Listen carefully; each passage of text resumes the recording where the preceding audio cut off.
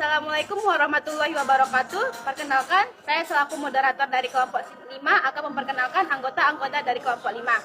Nama saya Putu Oditra, biasa dipanggil Odi. Nama saya Nabila. Nama saya Mardiatul Jannah.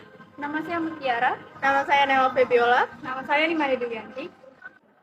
Itulah anggota dari kelompok 5. Di sini kami akan membahas tentang geopolitik, yaitu konflik perairan Ambalat di Blok Ambalat. Baik, jadi materi yang pertama akan disampaikan oleh saudara kita, yaitu Mardia. Konflik perairan Ambalat atau Blok Ambalat. Yang pertama yaitu di mana relevansi topik dengan program studi. Topik yang dipilih yaitu konflik perairan Ambalat atau Pulau Ambalat berkaitan dengan program studi manajemen, yaitu di mana yang pertama yaitu faktor ekonomi, di mana Indonesia dan Malaysia sama-sama menginginkan kekayaan alam yang ada di Ambalat. Yang pertama yaitu 764 juta barel minyak dan 1,4 triliun kaki kubik gas, yang dimana kekayaan alam ini baru dari sebagian kecil. Yang kedua yaitu media dan sentimen kebangsaan. Media sangat mempengaruhi kebijakan negara dan sikap masyarakat terhadap sebuah peristiwa. Media di Indonesia dan Malaysia mampu mengiring opini publik untuk menyerang lawan masing-masing.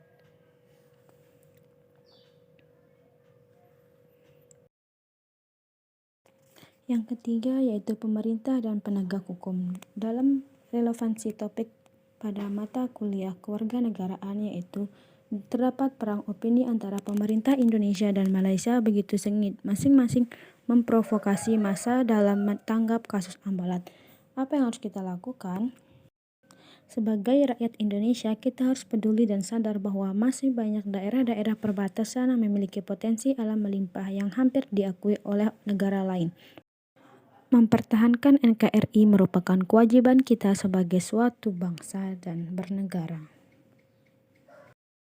Terdapat beberapa langkah proyek. Yang pertama adalah mengenali masalah yang dipelajari. Ilmu geopolitik adalah ilmu mempelajari tentang potensi yang dimiliki oleh suatu bangsa atas dasar jati dirinya, yang merupakan kekuatan serta kemampuan untuk ketahanan nasional. Jadi, secara umum, geopolitik dapat dimaknai sebagai sebuah kebijakan politik suatu negara yang memposisikan geografi sebagai dasar penugasan ruang hidup untuk menjamin kelangsungan hidup dan pengembangan kehidupan negara yang bersangkutan.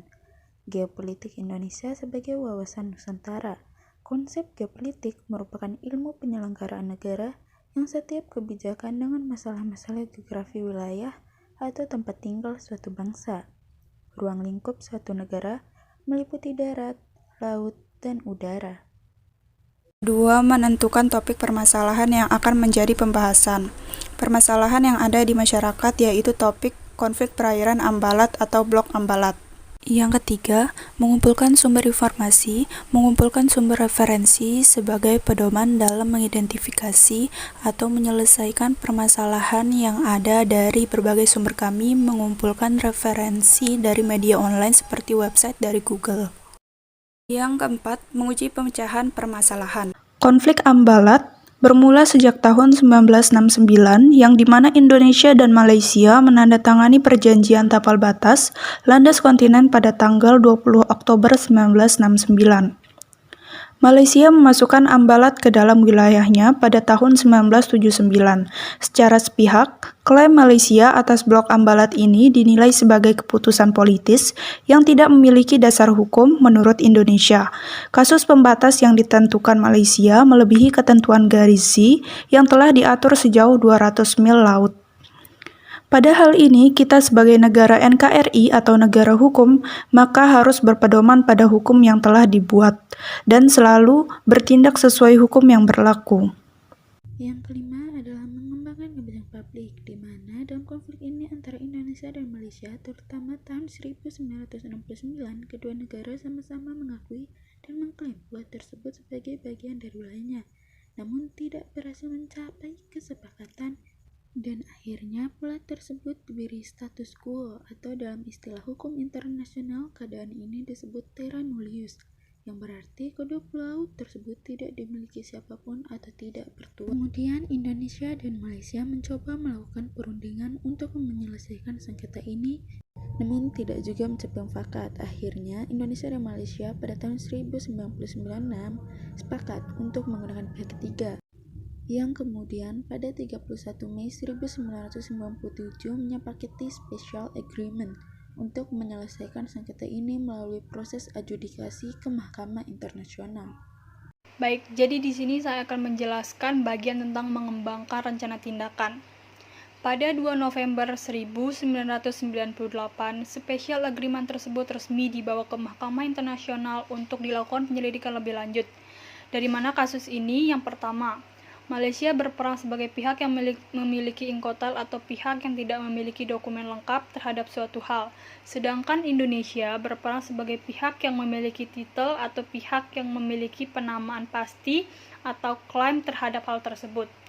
Keputusan dari Mahkamah Agung Internasional sendiri adalah yang pertama, menolak klaim perjanjian 1891 oleh Indonesia karena perjanjian tersebut dianggap tidak dimaksudkan untuk melakukan delimitasi batas wilayah perairan. Yang kedua, the right of cession atau penyerahan kedaulatan tidak dapat dijadikan dasar klaim suatu wilayah karena tidak ada bukti yang kuat mengenai kepemilikan oleh Sultan Hulu maupun golongan, sehingga argumen Indonesia dan Malaysia ditolak. Dan yang ketiga, keputusan Mahkamah Internasional diambil berdasarkan efektif yang dilakukan Malaysia dan Indonesia pada tahun 1969 berupa penerapan aturan terkait pengumpulan tertentu, pembuatan cagar alam perlindungan satwa burung, dan pembangunan mercusuar oleh Malaysia. Sedangkan Indonesia tidak memiliki bukti atas pengelolaan atau menelantarkan kedua pulau tersebut. Maka Mahkamah Internasional memutuskan bahwa Pulau Sipadan Ligitan jatuh ke tangan Malaysia. Muatan nilai Pancasila, yaitu muatan nilai Pancasila yang dapat diambil pada konflik ini ialah dapat dilihat dari sila keempat, yang dimana satu selalu mengutamakan musyawarah untuk mencapai kesepakatan dalam menyelesaikan permasalahan, dimana pada hal ini di antara Indonesia dan Malaysia melangsungkan perundingan untuk konflik yang terjadi namun tidak mencapai mufakat. Yang kedua, menghargai masukan orang lain, di mana pada saat dilakukannya penyelidikan atau klaim antara Indonesia dan Malaysia, di sini dua negara tersebut saling menghargai pendapat. Yang ketiga, berjiwa besar untuk menerima keputusan yang dihasilkan melalui musyawarah, di mana pada hal ini setelah diumumkannya keputusan jaksa, Indonesia dapat menerima keputusan dengan baik. Yang keempat, rela berkorban demi bangsa dan negara, yaitu dengan rela mengorbankan waktu, tenaga, pikiran, dan harta benda untuk kepentingan umum.